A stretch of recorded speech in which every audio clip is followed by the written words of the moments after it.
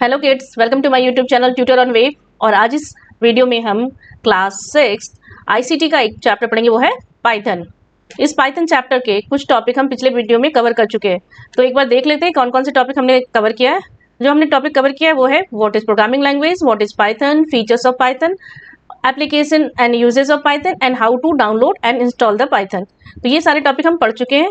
इस पिछले वीडियो का जो लिंक है वो मैं डिस्क्रिप्शन बॉक्स में डाल दूंगी, आप वहां से उसे देख सकते हैं। तो अब हम देखते हैं हम इस वीडियो में कौन कौन से टॉपिक कवर करने वाले हैं। जो टॉपिक हम कवर करने वाले हैं वो है getting started with Python, create your first Python program, script mode of Python, token identifiers, keywords and literals, operator, delimiter, statements and comments, lines, indentation, data types and variables, input, output and in function. तो ये सारे topic, बचे हुए topic हम इस video में cover करेंगे। तो लेट्स डू दिस। तो हमारा जो पहला टॉपिक है वो है गेटिंग स्टार्टेड विद पाइथन। तो हमने जैसे पिछले वीडियो में देखा कि हम कैसे पाइथन के सॉफ्टवेयर को डाउनलोड और अपने सिस्टम में इंस्टॉल करते हैं। अब इंस्टॉल करने के बाद अब हम कैसे उसे यूज़ करेंगे वो हम देखते हैं। हम कैसे उसमें अपना प्रोग्राम लिखेंगे। तो सबसे पहले to open the Python we have to first double click on Python IDLE icon. तो हमारे सिस्टम में ये आइकन दिखेगा आपको, उस आइकन पे हमें डबल क्लिक करना है। ये आइकन क्या है? पाइथन के आइडियली का आइकन है। इस आइकन को जब आप डबल क्लिक करोगे तो एक विंडो दिखाई देगा, ये स्क्रीन अपीयर होगी। ये क्या है? The screen that appear that is Python shell. ये स्क्रीन को हम क्या कहते हैं? पाइथन सेल कहते हैं। और ये किसका पार्ट है? Which is a part of pythons integrated development and learning environment, इसे ही आइडियली कहते हैं। और ये पाइथन का सबसे ही पॉपुलर डेवलपमेंट एनवायरनमेंट है और यहीं पे हम पाइथन के प्रोग्राम लिखते हैं। तो ये हमारा पाइथन सेल है। इसे हम इंटरेक्टिव मोड भी कहते हैं। इसमें क्या होता है कि it is easy to create, edit and debug a program in this environment. तो इस इन्वायरमेंट में जो प्रोग्राम हम लिखते हैं वो ईजी होता है क्रिएट करना, उसे एडिट करना और उसे डिबग करना, इसलिए इसे हम इंटरेक्टिव मोड कहते हैं। और इस पाइथन सेल में जो ये ऊपर में आपको दिख रहा है, यहाँ पे हमें दिखता है एक पाइथन के साथ एक नंबर शो करता है। इसे हम पाइथन का वर्जन नंबर कहते हैं कि कौन से वर्जन का हम पाइथन यूज कर रहे हैं। तो the interactive mode screen show the message with the version detail. तो इंटरेक्टिव मोड जो स्क्रीन होता है उसमें मैसेज होता है वर्जन डिटेल का। अब हम देख रहे हैं ये लास्ट में ये 3 ग्रेटर देन का साइन, ये क्या होता है?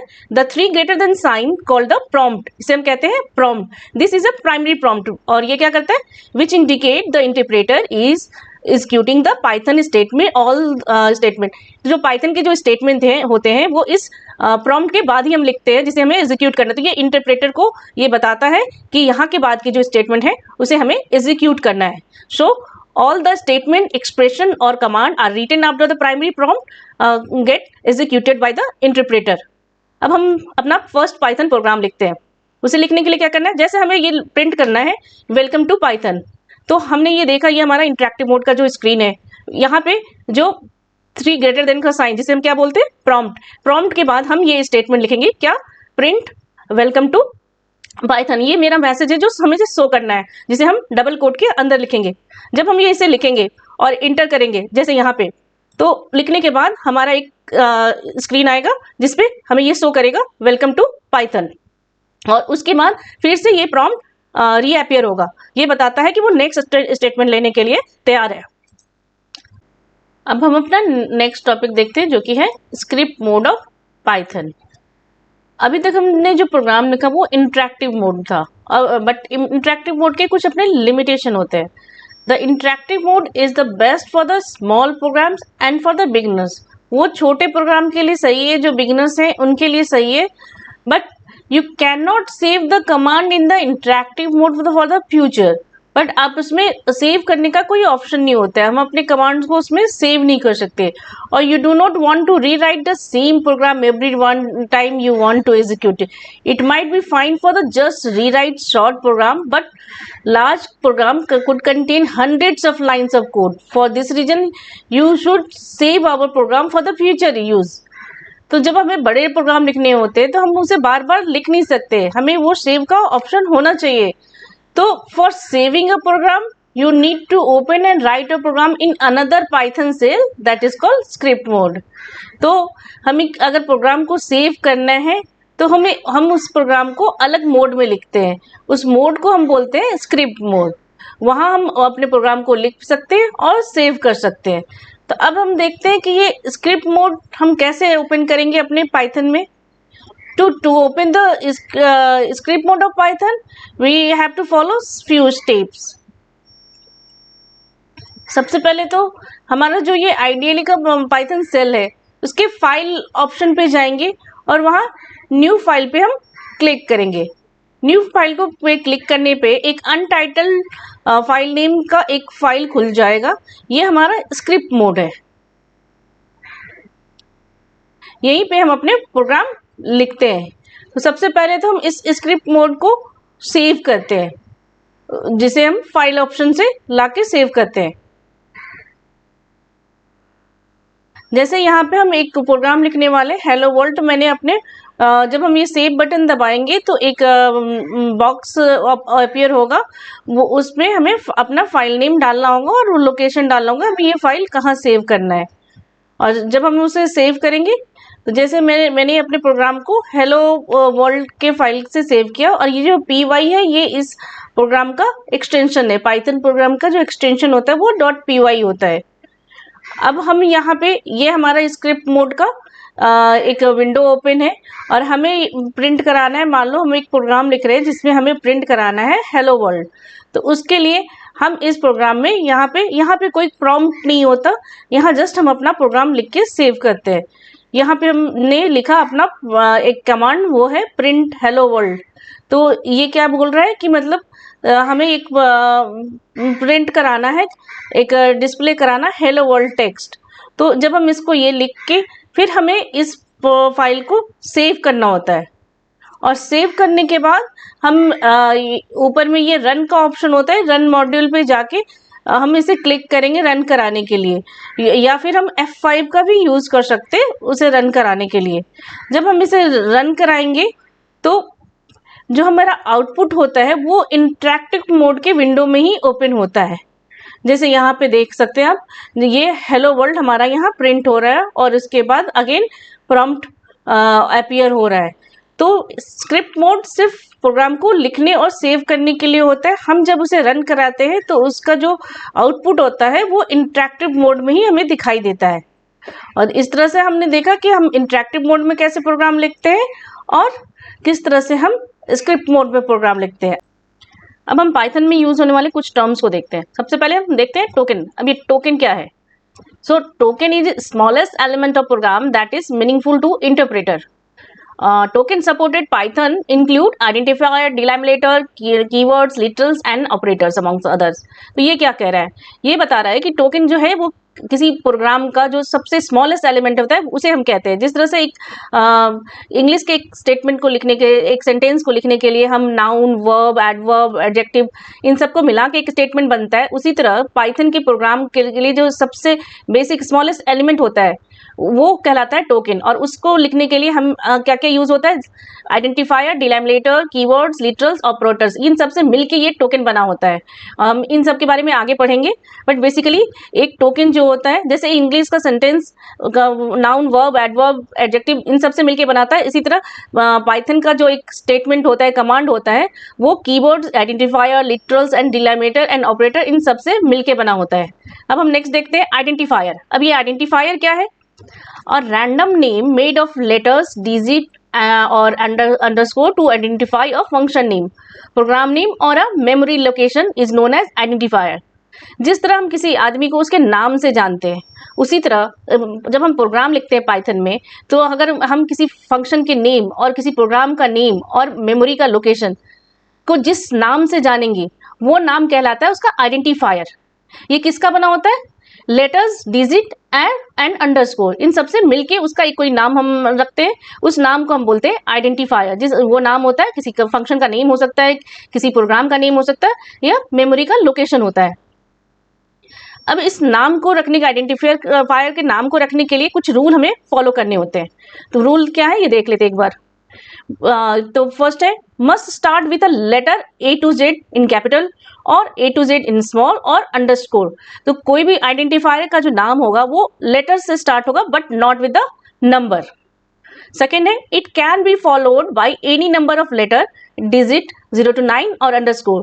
इसमें कितने नंबर ऑफ डिजिट लेटर होंगे, डिजिट होंगे, ये हम कितना भी रख सकते हैं, इसकी कोई लिमिट नहीं है। Can not be a reserve word, it can not be a reserve word. अब पाइथन के कुछ जो वर्ड है वो पाइथन अपने पास रिजर्व रखता है। जैसे अभी हमने एक स्टेटमेंट देखा प्रिंट हेलो वर्ल्ड, जो प्रिंट है वो हम किसी आइडेंटिफायर का नाम नहीं रख सकते क्योंकि वो पाइथन का अपना एक रिजर्व वर्ड है, वो प्रिंट करने के लिए यूज होता है। तो कोई भी आइडेंटिफायर का नाम कोई रिजर्व वर्ड नहीं हो सकता जो पाइथन के पास है।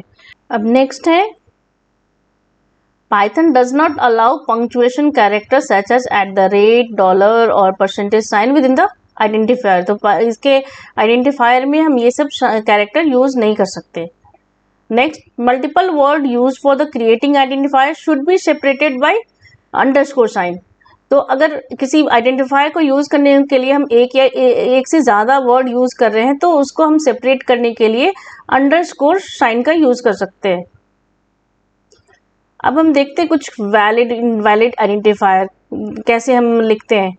तो जैसे यहाँ पे नेम है, ये एक वैलिड आइडेंटिफायर है क्योंकि ये एक अल्फाबेट से स्टार्ट हुआ है जो कि हमारा फर्स्ट रूल था।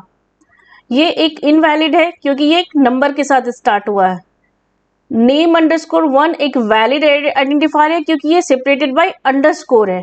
नेम _1 ये इनवैलिड है क्योंकि यहाँ स्पेस का यूज हम नहीं करते दो वर्ड को जोड़ने के लिए। नेक्स्ट है नेम _class _ ये एक वैलिड है क्योंकि ये सेपरेटेड बाय अंडरस्कोर है। यहाँ @ का साइन यूज किया गया है इसलिए ये एक इनवैलिड आइडेंटिफायर है। यहाँ अंडरस्कोर नेम से स्टार्ट हुआ है तो ये एक वैलिड आइडेंटिफायर है। यहाँ एस्ट्रिक्स से एक आइडेंटिफायर स्टार्ट हुआ है, ये इनवैलिड है। तो इस तरह से हम किसी आइडेंटिफायर का नाम रख सकते हैं, नेमिंग करते हैं। हम नेक्स्ट देखते हैं कीवर्ड। अब ये कीवर्ड क्या है? तो keywords are the reserve word in Python and can not be use as a constant variable and any other identifier name. तो पाइथन में कुछ रिजर्व वर्ड होता है, जैसे हमने अभी देखा प्रिंट हेलो वर्ल्ड, इसमें जो प्रिंट वर्ड था वो रिजर्व था क्योंकि पाइथन वो वर्ड अपने किसी प्रोग्राम में आउटपुट शो करने के लिए यूज करता है, उसका हम यूज किसी कांस्टेंट वेरिएबल या आइडेंटिफायर का नाम रखने के लिए यूज नहीं कर सकते। तो इस तरह से पाइथन 3 में कम से कम 33 कीवर्ड्स हैं जो रिजर्व हैं, और जो पाइथन के ऑल द पाइथन कीवर्ड्स हैं वो लोअर केस लेटर से स्टार्ट होते हैं एक्सेप्ट ट्रू, फॉल्स और नन। यहाँ पे सारे एग्जाम्पल है जो पाइथन के जो कीवर्ड्स है वो दिए हुए। इसमें आप देख सकते हो कि फॉल्स, नन और ट्रू जो है वो स्टार्ट हो रहे हैं अपर केस लेटर से, तो ये एक्सेप्शन है, अदरवाइज सारे कीवर्ड स्टार्ट होते हैं लोअर केस से। अब हम नेक्स्ट देख रहे हैं कि लिटरल। अब ये लिटरल क्या है? The data item that never change their value throughout the program run are called literals. तो जो हमारा आइडेंटिफायर है जो किसी मेमोरी लोकेशन का, उसमें जो वैल्यू है वो वैल्यू कहलाता है लिटरल, जो throughout the program change नहीं होता। यहाँ पे जो वो वैल्यू है वो नंबर्स में है, तो लिटरल्स का जो वैल्यू है वो नंबर्स भी हो सकता है, टेक्स्ट भी हो सकता है और एनी अदर फॉर्म हो जाता है। तो बेसिकली ये एक किसी आइडेंटिफायर का वैल्यू है किसी प्रोग्राम में। और ये जो लिटरल्स होता है वो डिफरेंट टाइप्स के होते हैं। तो पहला है न्यूमेरिक और इंटीजर, जहां नंबर किसी लिटरल का वैल्यू नंबर्स में हो, चाहे वो पॉजिटिव नंबर्स 0, 1, 2, 3 हो या माइनस में हो, ये न्यूमेरिक लिटरल्स कहलाते हैं। सेकेंड है स्ट्रिंग लिटरल, जहां टेक्स्ट के फॉर्म में लिटरल्स हो उसे हम स्ट्रिंग लिटरल्स कहते हैं। जहां बुलियंस के फॉर्म में होते हो जैसे ट्रू और फॉल्स, तो वैल्यू वहाँ उसे हम बुलियंस लिटरल्स कहते हैं। जहां डेसिमल के फॉर्म में वैल्यूज होते हो उसे हम फ्लोटिंग पॉइंट लिटरल्स कहते हैं। तो ये थे हमारे लिटरल्स। अब हम देखते हैं ऑपरेटर क्या है। Operator are special symbols that carry out arithmetic और लॉजिकल कंप्यूटेशन। किसी अर्थमेटिक या लॉजिकल जो कैलकुलेशन को यूज करने के लिए जो सिंबल्स का यूज होता है उसे हम ऑपरेटर कहते हैं। जैसे यहाँ पे हम देख रहे हैं कि 4 + 5 = 9। यहाँ क्या है, 4 और 5 जो है वो ऑपरेंड, उसे हम ऑपरेंड कहते हैं। और यहाँ जो स्पेशल सिंबल यहाँ पे एडिशन का यूज हो रहा है प्लस, उसे हम ऑपरेटर कहते हैं। तो जो पाइथन है उसमें डिफरेंट टाइप ऑफ ऑपरेटर होते हैं, जैसे अर्थमेटिक, रिलेशनल, लॉजिकल और असाइनमेंट, इन सारे ऑपरेटर का हम यूज करते हैं। अभी इस चैप्टर में हम सिर्फ अर्थमेटिक ऑपरेटर के बारे में पढ़ेंगे। तो कुछ अर्थमेटिक ऑपरेटर जो पाइथन यूज करता है वो है प्लस साइन। ये जो प्लस साइन है इसे हम कहते हैं एडिशनल ऑपरेटर। इसमें क्या कहते हैं, ऐड टू वैल्यू, ये दो वैल्यू को ऐड करने के लिए यूज होता है। जैसे यहाँ पे हम देख रहे हैं a प्लस बी, अगर हम a में 5 और b में 2 का वैल्यू देते हैं तो ये शो करेगा 7 एज अ रिजल्ट। नेक्स्ट है ये माइनस साइन, जो है कि सब्सट्रैक्शन ऑपरेटर। ये क्या करता है, subtract one value from other, a में से b का वैल्यू माइनस करता है। जैसे यहाँ 5 और 2 है तो ये माइनस करके हमें 3 दिखाता है, तो इसका रिजल्ट हमें 3 शो होता है। नेक्स्ट है एस्ट्रिक, ये है multiplication operator. Multiplies the values on either side of operator, value को मल्टीप्लाई करता है a इंटू बी, तो यहाँ पे क्या शो करता है 10। फॉरवर्ड स्लैश, जो कि एक है divisional operator, divide left operand by the right operand, left में से राइट को डिवाइड करता है। तो यहाँ 5/2 को डिवाइड करके क्या शो करेगा 2.5। नेक्स्ट है ये परसेंटेज साइन, जो कि है एक मॉडुलस ऑपरेटर। ये क्या दिखाता है, give reminder of the division, जो रिमाइंडर हमारा बचता है। यहाँ जैसे a/2 कर रहे हैं तो जो हमारा रिमाइंडर a मॉडुलस 2 कर रहे हैं तो हमारा रिमाइंडर यहाँ पे क्या आ रहा है, 5/2 करने से 1 आएगा, तो ये हमारा एज अ रिजल्ट 1 शो करेगा। नेक्स्ट है 2 एस्ट्रिक, ये क्या है एक्सपोनेंट ऑपरेटर। ये क्या करता है, calculate exponential power of value. अगर हम a पे x पावर b करते हैं तो ये उसका वैल्यू शो करता है, जो कि होगा 5 इंटू 5 25, तो एज अ रिजल्ट ये 25 शो करेगा। अब ये 2 फॉरवर्ड स्लैश, ये क्या है इंटीजर डिवीजन, और इसे हम क्या बोल सकते हैं, फ्लोर डिवीजन भी कहते हैं। Perform division and give only integer question, तो ये सिर्फ इंटीजर वैल्यू शो करता है। जैसे यहाँ पे हमने किया a/b, तो ये यहाँ पे a इंटीजर डिवीजन b, इसके करने से क्या होगा, ये जो सिर्फ इंटीजर वैल्यू शो करेगा। यहाँ पे जैसे 2.5 डेसिमल के बाद का जो वैल्यू है वो यहाँ शो नहीं करता है, तो इसमें सिर्फ इंटीजर वैल्यू शो करता है। तो ये हमारा था अर्थमेटिक ऑपरेटर। अब कुछ टर्म्स हम देखते हैं, जैसे पहला है हमारा डिलाइमेटर। अब ये डिलाइमेटर क्या है, a delimiter is one or more character that separate text string. These are comma, semicolon, double quote और ब्रेस। तो एक या एक से ज़्यादा कैरेक्टर को सेपरेट करने के लिए जो हम यूज़ करते हैं कैरेक्टर, उसे हम कहते हैं डिलाइमेटर। जैसे यहाँ पे हेलो वर्ल्ड है, हम यहाँ सेपरेट करने के लिए कॉमा का यूज़ किए, तो ये हमारा डिलाइमेटर है। अब हम नेक्स्ट देख रहे हैं स्टेटमेंट। स्टेटमेंट क्या है, is an instruction that Python interpreter can execute। जो इंटरप्रेटर, जो हम कमांड लिखते हैं, जो जिसे इंटरप्रेटर एग्जीक्यूट करता है, वो हमारा स्टेटमेंट हुआ। अब हम देख रहे हैं कमेंट। अब कमेंट्स क्या है पाइथन में, comments can be used to explain Python code and make the code more readable. Python interpreter ignore the text written in the comment to execute. अब हम किसी पाइथन के कमांड को मोर रीडेबल बनाने के लिए कि वहाँ क्या हो रहा है, हम कुछ कमेंट लाइन लिखते हैं जो कि इंटरप्रेटर एग्जीक्यूट नहीं करता है, वो बस एक रीडेबल कराने के लिए कि इस प्रोग्राम में क्या हो रहा है, क्यों रीड करने के लिए कि प्रोग्राम में हो क्या रहा है, बस हम उसके लिए यूज़ करते हैं। तो वो एज अ कमेंट लाइन हम यूज़ करते हैं। तो पाइथन जो है वो 2 टाइप के कमेंट्स को सपोर्ट करता है। पहला है सिंगल लाइन कमेंट, और इसको लिखने के लिए हम हैशटैग सिंबल का यूज़ करते हैं। इसे हम 2 तरह से लिख सकते हैं। जैसे यहाँ पे हम प्रिंट हेलो वर्ल्ड एक मेरा स्टेटमेंट है, तो हमें इससे पहले अगर कोई कमेंट लाइन देना है कि यहाँ क्या हो रहा है, तो हम इसको इस तरह से यूज़ कर सकते हैं, जैसे हैशटैग और फिर उसके बाद हमारा कमेंट। इसी तरह से हम इस हैशटैग को अपने स्टेटमेंट के बाद भी यूज़ कर सकते हैं। तो जहाँ भी ये इंटरप्रेटर ये हैशटैग को देखेगा तो वो इस लाइन को एग्जीक्यूट नहीं करेगा, वो इसके बाद के लाइन को एग्जीक्यूट करेगा। तो ये हमारा कमेंट लाइन हो जाएगा। अब हमारा दूसरा टाइप ऑफ कमेंट है ये मल्टी लाइन कमेंट। अब ये मल्टी लाइन कमेंट क्या है, Python does not really have a syntax for multi line comment. To add a multi line comment you could insert hashtag for each line. अब हमारा अगर comment बड़ा हो, एक लाइन में नहीं आ रहा हो, तो हमें मल्टीपल लाइन यूज़ करना होगा। तो उस मल्टी लाइन को यूज़ करने के लिए हमें हर लाइन के पहले हैशटैग को यूज़ कर सकते हैं।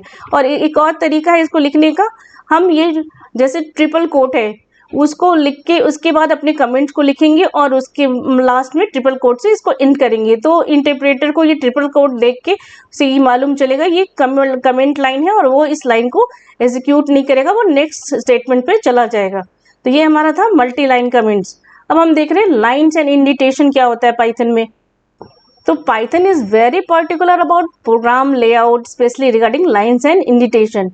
तो Python program is a made of one or more physical. तो हम जानते हैं जैसे कि एक प्रोग्राम सिंगल लाइन का भी हो सकता है और मल्टीपल स्टेटमेंट से भी बनता है।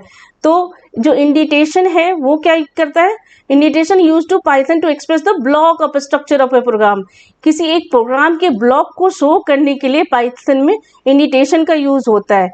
तो an indentation is an empty space at the beginning of block of code. किसी ब्लॉक ऑफ कोड को शो करने के लिए एक ब्लॉक स्टार्ट हो रहा है, वहाँ हम इंडिटेशन का यूज करते हैं।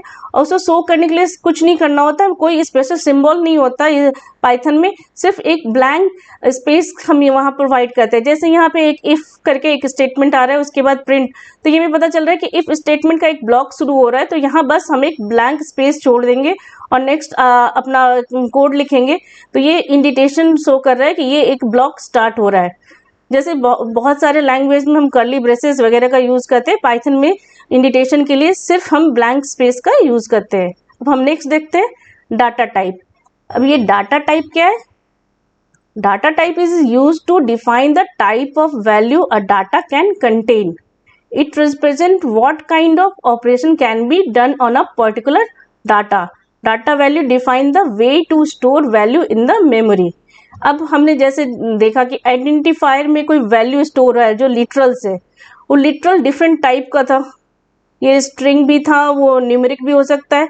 तो वो किस तरह का मेमोरी में वैल्यू असाइन होगा, वो वैल्यू का जो टाइप है वो हमारा डाटा टाइप है। डाटा का जो वैल्यू है वो उसे हम डाटा टाइप कहते हैं। बेसिकली उस पर किस तरह के, हमें अगर प्रिंटिंग के लिए कोई स्टेटमेंट देना है तो वो स्ट्रिंग हो जाएगा, हमें अगर न्यूमेरिकल ऑपरेशन करना है तो वो न्यूमेरिक हो जाएगा, इंटीजर हो जाएगा। इसी तरह तो बहुत सारे डाटा टाइप यूज होते हैं। जो मेन है वो हमारा ये कुछ मेन डाटा टाइप है जो पाइथन सपोर्ट करता है, जैसे हम अभी देखेंगे। तो पहला है स्ट्रिंग, सीक्वेंस ऑफ कैरेक्टर। ये इसमें क्या होता है, ये कैरेक्टर्स को, जैसे टेक्स्ट को शो करने के लिए हम स्ट्रिंग डाटा टाइप का यूज करते हैं। इसको हम डबल कोट के साथ रिप्रेजेंट कर सकते हैं, जैसे यहाँ पे कंप्यूटर और डबल कोट सिंगल कोट के साथ भी रिप्रेजेंट कर सकते हैं।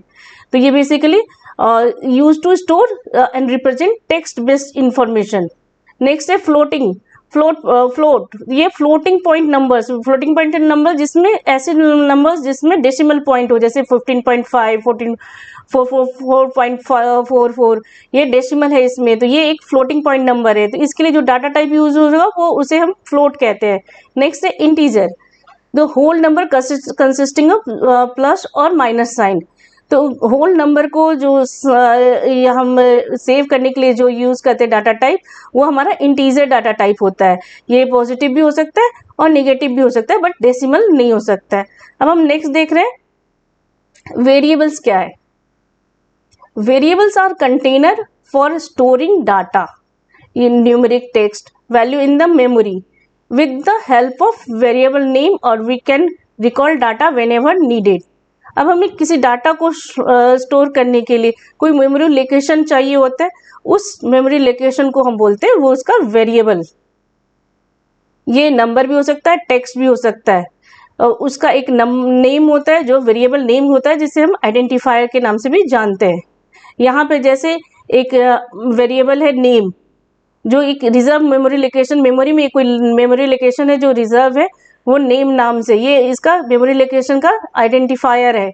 और उसमें वैल्यू क्या है, एलेक्सा अगर लिखा हुआ है तो ये इसका किस तरह का वैल्यू है, ये इसका स्ट्रिंग वैल्यू, क्योंकि ये टेक्स्ट है। और Python has no command for declaring, इसके लिए कोई कमांड नहीं होता पाइथन में वेरिएबल डिक्लेयर करने के लिए। Variable name can be made of letter, numbers और the underscore character, but can not start with a number. जिस तरह से हमने आइडेंटिफायर में देखा था, वो एक बेसिकली वो वेरिएबल, जिस तरह से आइडेंटिफायर है वही वेरिएबल नेम भी है किसी मेमोरी लोकेशन के लिए। They can not use reserve word, इसमें हम रिजर्व वर्ड का यूज नहीं कर सकते। A variable is created the moment you first assign the value to it.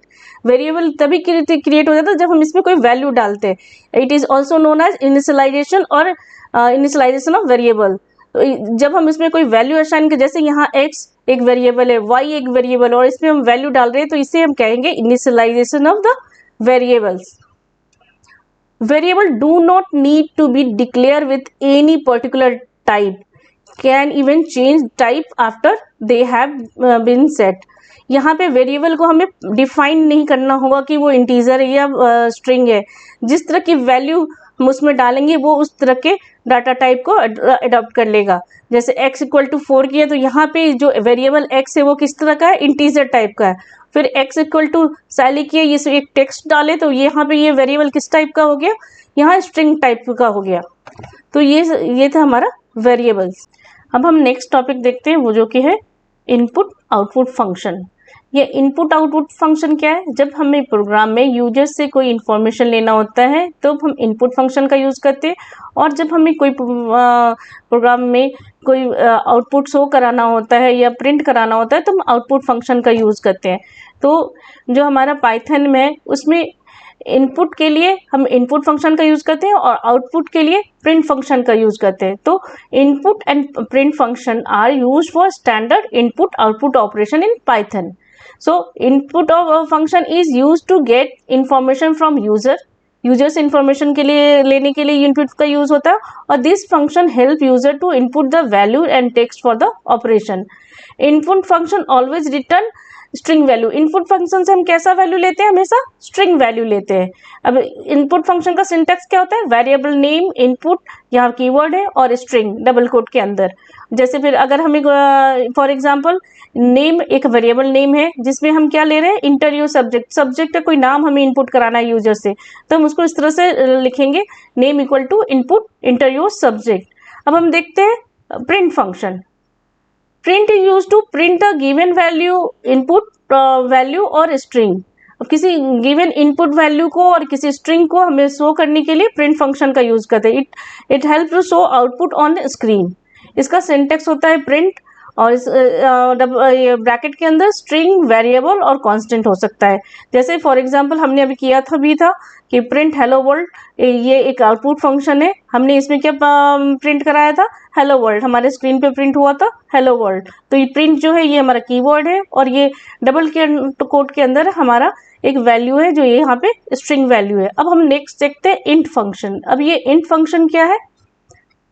Int function use to convert string value into integer. जैसे कि हमने अभी पढ़ा इनपुट फंक्शन, उसमें हमारा जो वैल्यू आ रहा था वो स्ट्रिंग वैल्यू में आ रहा था, ना कि इंटीजर में। और उसमें क्या डिफरेंस हो जाता है हम इस एग्जांपल से देख लेते हैं। जैसे इस प्रोग्राम में हम दो नंबर इनपुट करा रहे हैं यूजर से, first number and second number, और हम चाहते हैं कि दोनों का सम शो हो हमारे प्रिंट में। तो बेसिकली ये हम एडिशन के लिए कर रहे हैं, लेकिन हम ये इनपुट फंक्शन के थ्रू कर रहे हैं। तो इनपुट फंक्शन में जब हम इन दोनों जब इस प्रोग्राम को रन करेंगे और जो यूज़र है वो इनपुट में अगर फर्स्ट नंबर में 40 दे रहा है, 30 दे रहा है, और जब ये प्रिंट करेगा तो ये दोनों को ऐड करके नहीं बल्कि दोनों को ज्वाइन करके शो करेगा, दोनों को कॉन्केटनेट करेगा यहाँ पे, क्योंकि ये दोनों वैल्यू स्ट्रिंग में लिया है, ये दोनों स्ट्रिंग को एक दूसरे से जोड़ देगा। यहाँ पे हमें आना चाहिए 70 बट ये शो कर रहा है 40 30। तो ये हमारा इनपुट फंक्शन के कारण हो रहा है, क्योंकि वो इंटीजर वैल्यू नहीं लेता है, वो स्ट्रिंग वैल्यू सिर्फ लेता है। तो हमें स्ट्रिंग वैल्यू को इंटीजर में लेने के लिए हम इस इंट फंक्शन का यहाँ पे यूज करते हैं। अब हम इस नेक्स्ट प्रोग्राम में देखते हैं, जैसे इनपुट फंक्शन को एक इंटीजर के अंदर डाल दिया, हम इस तरह से इसको शो करते हैं, इंट ब्रैकेट के अंदर इनपुट फंक्शन। तो ये जो दोनों वैल्यू है वो इंटीजर के फॉर्म में आएगा। अब हम इसको जब दोनों वैल्यू को सम करा के प्रिंट करेंगे तो ये प्लस ऑपरेशन करेगा, ना कि ज्वाइन का ऑपरेशन करेगा। तो ये जो आउटपुट शो करेगा वो 40 और 30, अगर यूजर इनपुट कर रहा है तो 70 करेगा। तो इस तरह से इंट फंक्शन स्ट्रिंग वैल्यू को इंटीजर में कन्वर्ट करने के लिए हम यूज करते हैं। तो ये था हमारा पाइथन का चैप्टर क्लास 6 का। ये सारे टॉपिक हमने इस वीडियो में कवर किए। ये कुछ टॉपिक जो हमने पिछले वीडियो में कवर किए, जिसका लिंक मैंने दिया हुआ है डिस्क्रिप्शन बॉक्स में, और ये हमने इस वीडियो में कवर किए। होप अब तुम लोगों को वो पसंद आया होगा। तो अगर अच्छा लगा तो लाइक, शेयर एंड सब्सक्राइब करना मत भूलना। चलो bye bye, goodbye, thank you.